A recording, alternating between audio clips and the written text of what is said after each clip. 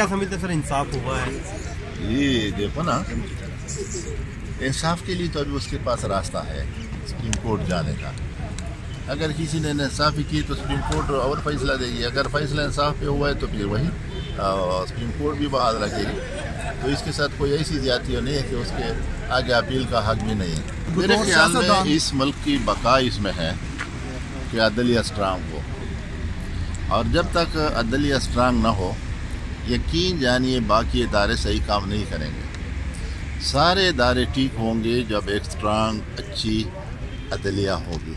अगर एक ऐसे फैसले आते हैं जिसमें उससे यहाँ पर लोगों की जो जहनों में अबहम है वो ख़त्म हो रहा है कि बड़े और छोटे का फ़र्क है, गरीब और अमीर का फ़र्क है, तो मेरे ख्याल में इस तरह फैसले आने चाहिए जिसके भी खिलाफ हो, और कानून जो है ना वो सब के लिए बराबर होना चाहिए।